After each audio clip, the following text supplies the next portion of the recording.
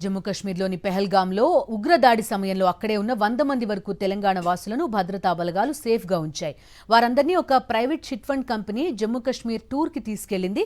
నిన్న జరిగిన ఉగ్రవాదుల దాడుల ఫలితంగా వారందరినీ ఒక రిసార్ట్లో ఉంచారు జమ్మూ కశ్మీర్ పోలీసులు. మెదక్, సంగారెడ్డి, మహబూబ్ నగర్ జిల్లాల నుంచి 4 రోజుల టూర్ నిమిత్తం తీసుకువెళ్లారు. వారంతా నిన్న ఉదయం హైదరాబాద్ నుండి బయలుదేరి మధ్యాహ్నానికి జమ్మూ చేరుకున్నారు. సాయంత్రం ఉగ్రవాదులు టూరిస్టులపై కాల్పులు జరిపారన్న వార్తలతో ఎవరిని బయటకు వెళ్లనివ్వడం లేదని, తిరిగి సొంత గ్రామాలకు వెళ్లడానికి అన్ని విమానాలు నిలిపివేశారని ఆందోళన చెందుతున్నారు. కేంద్ర ప్రభుత్వం వెంటనే తాము తిరిగి హైదరాబాద్కు వెళ్లేందుకు ఏర్పాట్లు చేయాలని కోరుతున్నారు.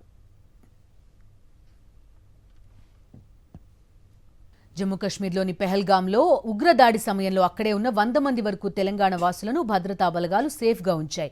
వారందరినీ ఒక private chit fund company Jammu Kashmir టూర్కి తీసుకెళ్లింది.